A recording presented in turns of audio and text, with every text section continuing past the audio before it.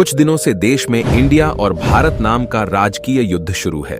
यह युद्ध तब शुरू हुआ जब कांग्रेस पार्टी ने अपने नए गठबंधन का नाम इंडिया रख दिया, तो इस पर भारतीय जनता पार्टी ने इंडिया नाम का विरोध किया और भारत नाम का समर्थन शुरू किया।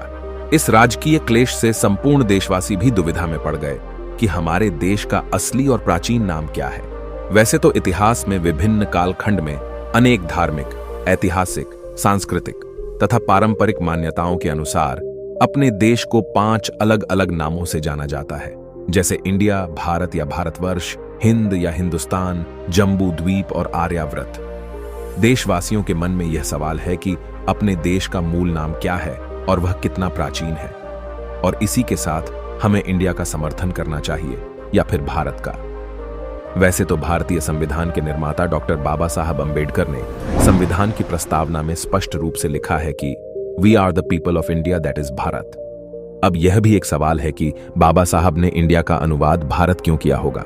इस विषय पर हम बहुत पहले वीडियो बनाना चाहते थे, क्योंकि हमें भी इस विषय में डिटेल जानकारी नहीं थी, लेकिन हमारा संशोधन पूरा नहीं हुआ था। इस विषय पर हमारी अवस्था भी देश के हिंदुओं की तरह बन गई थी, यानी जो लोग स्वयं को गर्व से हिंदू तो कहते हैं, लेकिन उनके किसी भी धार्मिक ग्रंथ में हिंदू शब्द मौजूद नहीं है। इस विषय पर जब हमने संशोधन किया तो चौंकाने वाले सबूत निकल आए। अपने देश के कुछ नाम तो भगवान बुद्ध के नाम से संबंधित होने के सबूत मिले हैं। इस देश का नागरिक होने के नाते आज के वीडियो में हम भारत, इंडिया और अन्य नामों की अंधकार में खोए हुए प्राचीन ऐतिहासिक और धार्मिक मान्यताओं के आधार पर निष्पक्ष समीक्षा करेंगे। आज का वीडियो भी हमेशा की तरह बहुत ही ज्ञानवर्धक होने वाला है, इसीलिए आप वीडियो में अंत तक बने रहें। अगर आप चैनल पर नए हैं तो बुद्धा पैराडाइज को सब्सक्राइब करें, क्योंकि आपके एक सब्सक्रिप्शन से हमें प्रेरणा मिलती है कि हम ऐसे ही अन्य ज्ञानवर्धक वीडियो आप तक लाते रहें।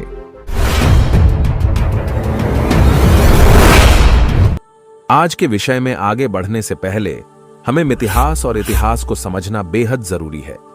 किसी धार्मिक मान्यता को मिथिहास कहा जाता है क्योंकि वह केवल पीढ़ी दर पीढ़ी पालन करने वाली परंपरा होती है। इतिहास तो पुरातात्विक सबूतों के आधार पर लिखा जाता है, जिसके प्रमाण जमीन से मिलते हैं, तथा भाषा विज्ञान के आधार पर प्राचीन लिपियों में लिखे शिलालेखों के आधार पर इतिहास लिखा जाता है, और केवल ऐसा इतिहास ही सत्य की कसौटी में पास होता है। आज के वीडियो में हम भारत से लेकर इंडिया की तलाश ऐतिहासिक प्रमाणों के आधार पर करेंगे। सबसे पहले देश का एक नाम हिंद या हिंदुस्तान की प्राचीनता को समझते हैं। जैसे कि हम सभी जानते हैं, आज देश में 80% नागरिक हिंदू है। हिंदुओं की धार्मिक मान्यताओं के अनुसार हिंदू धर्म 5000 साल पुराना है, इसीलिए हिंदुस्तान नाम भी 5000 साल पुराना हो सकता है। लेकिन यह मिथिहास है, क्योंकि 5000 साल पहले सिंधु नदी के तट पर एक सभ्यता प्रचलित थी, जिसे सिंधु सभ्यता के नाम से जाना जाता है। सिंधु सभ्यता में किसी भी हिंदू देवी देवता के सबूत नहीं मिलते, किसी प्रकार के होम हवन के सबूत नहीं मिलते। सिंधु सभ्यता में लिपि तो थी, लेकिन आज तक उसे कोई डिकोड नहीं कर सका, तो जाहिर है कि उनकी भाषा क्या होगी यह भी अनिश्चित है। लेकिन हिंदू धर्म के सारे धर्म ग्रंथ संस्कृत में लिखे हैं, और भाषा विज्ञान के आधार पर संस्कृत भाषा 800 साल से 1200 साल पुरानी है। यानी यह तो साफ है कि हिंदुस्तान नाम 5000 साल पुराना नहीं है। अब सवाल तो यही बनता है कि हिंदुस्तान नाम कितना प्राचीन हो सकता है। हिंदू शब्द तो संस्कृत का ही नहीं है, बल्कि हिंदू शब्द मूलतः पारसी शब्द है। कई सारे अज्ञानी हिंदू की व्याख्या सिंधु नदी के आसपास या उसके आगे के उपमहाद्वीप में रहने वाले लोगों के लिए करते हैं। इसकी पुष्टि करने के लिए हमने सबसे विश्वसनीय विजडम डिक्शनरी की सहायता ली, तो हमें उसमें हिंदू का अर्थ फारसियों द्वारा इथियोपियाई, काले अरबियों और भारतीयों आदि के लिए लागू है, ऐसा मिला। अल्बेरुनी ने सन 1017 से लेकर 1030 तक भारतीय उपमहाद्वीप की यात्रा की और कुछ अवलोकन भी किए, और उन्हें किताब उल हिंद में दर्ज किया। उन्होंने यहां के निवासियों को हिंदू लिखा है और देश को हिंदुस्तान लिखा है। अब यह स्पष्ट हो जाता है कि हिंदुस्तान नाम महज 1000 साल पुराना है, जो कि सत्य है। तो चलिए अब जानते हैं आर्यावर्त नाम ऐतिहासिक है या मिथिहासिक है। ज्यादातर इतिहासकार इस विषय पर एकमत है कि ईसा पूर्व 1500 साल पहले आर्यन लोगों ने घोड़ों पर सवार होकर सिंध साम्राज्य पर हमला किया था और उन्हें नष्ट किया था, लेकिन इसकी पुष्टि सबूतों के अभाव से आज तक नहीं हुई है। मेघस्थनिज ने अपने ग्रंथ इंडिका में लिखा है, देवोदास के नेतृत्व में आर्यन मीडियन प्रांत से वर्तमान के हिंदकुश और अफगानिस्तान प्रांत में बस गए। आचार्य चतुर्सेन के भारतीय संस्कृति दृग स्पर्श ग्रंथ के अनुसार महाभारत में लिखा है कि आर्यावर्त के बाहर का जो देश है वह आज का भारत है। अब यहां पर स्पष्ट होता है कि आर्यावर्त अलग देश है और भारत अलग देश है, लेकिन इसके बावजूद हमें बचपन से यही पढ़ाया गया कि भारत का ही प्राचीन नाम आर्यावर्त है, जो बिल्कुल गलत है। आश्चर्य की बात तो यह है कि मेघस्थनिज के इंडिका में भी यही लिखा है कि सिंध दरिया से लेकर गंगा के तट तक तथा हिमालय से लेकर समुद्र तक 3 देश बसते हैं, आर्यावर्त, प्राच्य देश और पंडाया देश। इस प्रकार वर्तमान सिंधु नदी से बंगाल की खाड़ी तथा हिमालय से लेकर कन्याकुमारी तक, यानी आज के अफगानिस्तान, पाकिस्तान, नेपाल, भारत और बांग्लादेश वाले भूभाग पर 3 देश बसते थे। उनमें से वर्तमान अफगानिस्तान और पाकिस्तान वाले भूभाग को आर्यन प्रदेश या आर्यावर्त कहा जाता था। तो इन ग्रंथों के आधार पर यह स्पष्ट हो जाता है कि आर्यावर्त भी आज के भारत का प्राचीन नाम नहीं है, बल्कि हम ये कह सकते हैं कि आर्यावर्त आज के पाकिस्तान और अफगानिस्तान का प्राचीन नाम हो सकता है।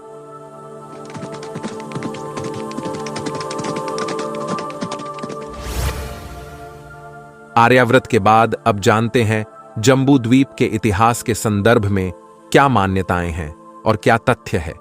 इसके लिए हमने सर्वाधिक विश्वसनीय विजडम डिक्शनरी की सहायता ली है। हिंदू धर्म के वराह पुराण अध्याय क्रमांक 74 के अनुसार जम्बू द्वीप 7 द्वीपों में से एक है, जिस पर प्रियव्रत के 10 पुत्रों में से एक अग्निध्र का शासन था। शैव दर्शन के अनुसार जम्बू द्वीप 7 महाद्वीपों में से एक को संदर्भित करता है। इसे स्पष्ट रूप से जम्बू के नाम से भी जाना जाता है। ये महाद्वीप 7 पातालों के ऊपर स्थित हैं और इनमें अधिक उपमहाद्वीप शामिल हो सकते हैं। वैष्णव दर्शन के अनुसार भागवत पुराण श्लोक संख्या 5.20 के अनुसार जम्बू द्वीप सुमेरु पर्वत को घेरे हुए है। उस अनुसार जैसे सुमेरु पर्वत जम्बू द्वीप से घिरा हुआ है, वैसे ही जम्बू द्वीप भी खारे पानी के सागर से घिरा हुआ भूभाग है। जैन साहित्य में जैन ब्रह्मांड विज्ञान ग्रंथ के अनुसार जम्बू द्वीप मध्यलोक के महाद्वीपों में से एक है, जो लवण समुद्र नामक महासागर से घिरा हुआ है। मध्यलोक में असंख्य संकेंद्रित द्वीप हैं और ऊपरी लोक और निम्न लोक के विपरीत यही एकमात्र ऐसा लोक है जहां मनुष्य जन्म ले सकते हैं।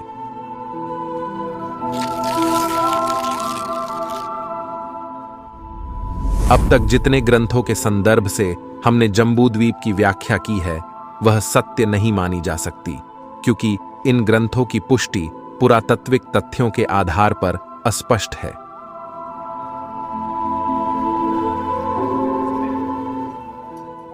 बौद्ध साहित्य के अनुसार जम्बू द्वीप वह क्षेत्र है जहां मनुष्य रहते हैं और यह एकमात्र स्थान है जहां कोई भी प्राणी मनुष्य के रूप में जन्म लेकर प्रबुद्ध हो सकता है। यहां पर जातक कथाओं में मौजूद बोधिसत्व की बात हो रही है। जम्बू द्वीप में कोई भी व्यक्ति धर्म का उपहार प्राप्त कर सकता है और 4 आर्य सत्य, आर्य अष्टांगिक मार्ग को समझ सकता है और अंततः जीवन और मृत्यु के चक्र से मुक्ति का एहसास कर सकता है। एक अन्य संदर्भ बौद्ध ग्रंथ महावंश से है, जहां सम्राट अशोक के पुत्र महिंदा ने खुद को श्रीलंकाई राजा देवानंपियतिस के रूप में जम्बू द्वीप से परिचित कराया था, जो अब के भारतीय उपमहाद्वीप का जिक्र करते हैं। सम्राट अशोक द्वारा लिखित 40 से अधिक शिलालेख वर्तमान भारत से प्राप्त हुए हैं। उनमें से बिहार स्थित सहसाराम लघु शिलालेख में सम्राट अशोक ने अपने देश का वर्णन जम्बूद्वीप नाम से किया है। इसी के साथ मध्य प्रदेश स्थित जबलपुर के रूपनाथ शिलालेख में भी सम्राट अशोक ने जम्बू द्वीप का वर्णन किया है। महाराष्ट्र स्थित कार्ला और भाजे गुफाओं में भी उत्तमम जम्बू द्वीपम यह वर्णन सातवाहन बौद्ध राजाओं द्वारा किया है। इन तमाम शिलालेखों का कालखंड ईसा पूर्व 200 से 300 साल प्राचीन है। सम्राट अशोक का साम्राज्य आज के अफगानिस्तान से लेकर वर्तमान बांग्लादेश तक फैला था। बौद्धकालीन सबूतों के आधार पर यह सिद्ध तो होता है कि वर्तमान भारत का प्राचीन नाम जम्बूद्वीप था और इस प्राचीन जम्बूद्वीप में वर्तमान अफगानिस्तान, पाकिस्तान, नेपाल, भूटान, बांग्लादेश और भारत का लगभग पूरा हिस्सा शामिल था। प्राचीन जम्बूद्वीप नाम आज से 100 साल पहले तक जीवित था। वर्तमान भारत के एक भूभाग का नाम जम्बू था, लेकिन अंग्रेजों के शासनकाल में जम्बू का जम्मू हो गया। अब आप इस 100 साल पहले के पोस्टल स्टैंप को देखिए, इसमें जम्मू कश्मीर लिखा हुआ है। अब आपके मन में यह सवाल आ रहा होगा कि जम्मू का जम्मू कैसे हो गया होगा। तो चलिए आपको भाषा के आधार पर समझाते हैं। अंग्रेजी भाषा में जब एम और बी एक साथ प्रयुक्त होते हैं तब अंग्रेज बी का उच्चारण नहीं करते, लेकिन हम भारतीय कर लेते हैं। जैसे डम्ब का उच्चारण अंग्रेज डम और भारतीय डम्ब के रूप में करता है। दूसरा उदाहरण प्लम्बर का देख लीजिए। अंग्रेज इसका प्लमर उच्चारण करता है और भारतीय प्लम्बर ऐसा उच्चारण करता है। अब रिवर्स इंजीनियरिंग समझिए। जैसे भारत के एक क्षेत्र का नाम जम्मू कश्मीर था, तो अंग्रेजी में जम्बू को जम्बू लिखा तो गया, लेकिन अपनी भाषा और अपनी जीभ की बनावट के अनुसार अंग्रेज जम्बू को जम्मू ही उच्चारित करते थे। हम भारतीय तो नकलची होते ही हैं। अंग्रेज जम्मू कहने लगे तो हमने भी जम्मू कहना शुरू कर दिया।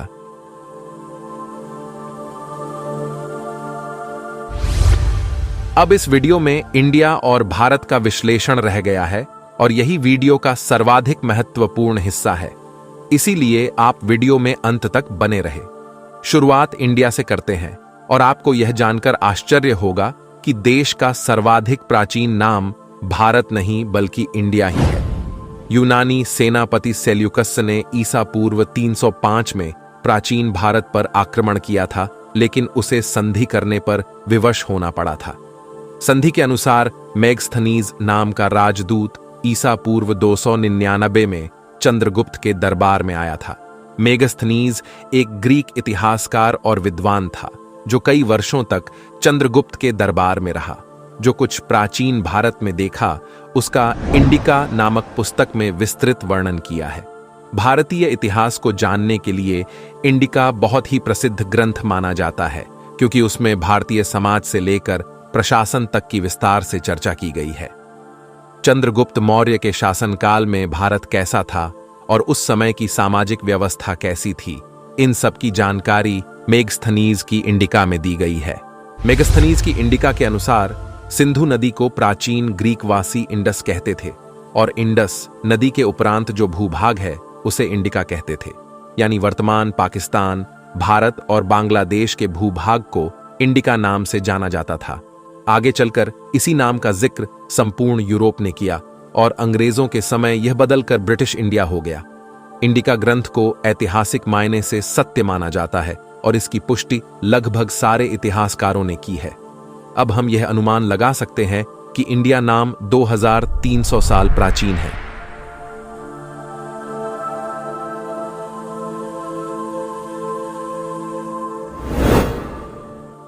अब आखिर में भारत नाम का इतिहास जानते हैं, लेकिन सबसे पहले उस अफवाह की भी पड़ताल करते हैं जो सदियों से कुछ विशेष लोगों द्वारा फैलाई जा रही है। भारत की सवर्ण जातियों द्वारा यह कहा जाता है भारत देश का नाम महाभारत ग्रंथ से प्रेरित है, लेकिन सच तो यह है महाभारत ग्रंथ किसी प्रदेश या भूभाग का नाम नहीं है। महाभारत ग्रंथ का प्राचीन और पहला नाम जय था, जिसमें कुल 8800 श्लोक थे। जैसे जैसे इसमें अन्य कहानियां जुड़ती गईं तो ग्रंथ का भार भी बढ़ता गया, इसीलिए इसका नाम भारीपन को दर्शाने के लिए भारत रख दिया गया। जब इसमें और भी बढ़ोतरी हो गई और इसके 18 खंड बनाए गए तो महाभारी यानी महाभारत कहा जाने लगा। वैसे तो भारत के दावेदार कई भरत नामक ऐतिहासिक पात्र हैं, तो चलिए एक एक को डिटेल में समझते हैं।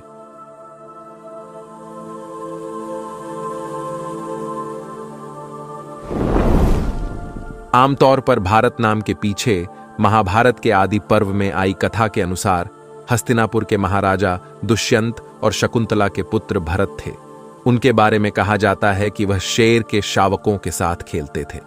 आगे चलकर भरत एक चक्रवर्ती सम्राट हुए जिन्हें चारों दिशाओं का स्वामी कहा जाता था और उन्हीं का वंश आगे बढ़ा, जो भरत वंश कहलाया। सम्राट भरत के नाम पर ही देश का नाम भारतवर्ष हुआ। भारत देश को भारत नाम मिलने की यह सबसे लोकप्रिय और प्रचलित कहानी है। दूसरी कहानी है राजा सुदास की, जो प्राचीन भारत में एक राजा थे जिनका उल्लेख ऋग्वेद में मिलता है। उनका जीवन काल अलग अलग स्रोतों में 1700 ईसा पूर्व से लेकर 1100 ईसा पूर्व के बीच किसी समय में अनुमानित किया जाता है। सम्राट देवदास का पुत्र था सुदास, और सुदास के कबीले का नाम था भारत। भारतों के कबीले का राजा सुदास, जो अपने ही कुल के अन्य कबीलों से लड़ा था। अब हम आगे नहीं जाएंगे, क्योंकि हम यह अनुमान लगा सकते हैं कि सुदास नामक राजा का जो क्षेत्र था उसका नाम भारत था, जो किसी भूभाग का वर्णन है। भारत नाम के संदर्भ में एक और कहानी का जिक्र अक्सर कई लोग रामायण से करते हैं। उनका मानना है कि भगवान राम के भाई भरत के नाम से इस देश का नामकरण भारत हुआ है। अब यहां पर सोचने वाली बात तो यह है, रामायण महाकाव्य के मुख्य पात्र भगवान राम है और रामायण के अनुयायी राम राज्य की बात करते हैं, तो भरत राज्य कैसे आया, इसका उत्तर कोई राम भक्त आज तक नहीं दे सका है।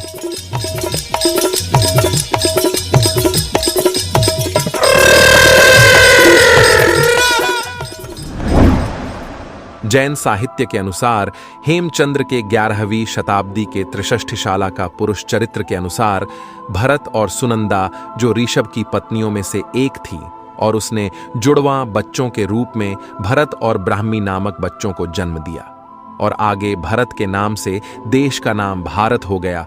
तथा जैन रामायण के अनुसार वही कहानी भगवान राम के भाई भरत की है, जो हिंदुओं का भी पवित्र ग्रंथ है। भारत नाम से संबंधित अब तक जो भी मान्यताएं हमने प्रस्तुत की हैं, वह सारी विजडम डिक्शनरी के माध्यम से प्राप्त की है। जब हमने इसी विजडम डिक्शनरी में भारत नाम की तलाश बौद्ध साहित्य में की, तो बहुत ही चौंकाने वाला सत्य हमें दिखा। तो चलिए जानते हैं बौद्ध साहित्य में भारत का क्या अर्थ है।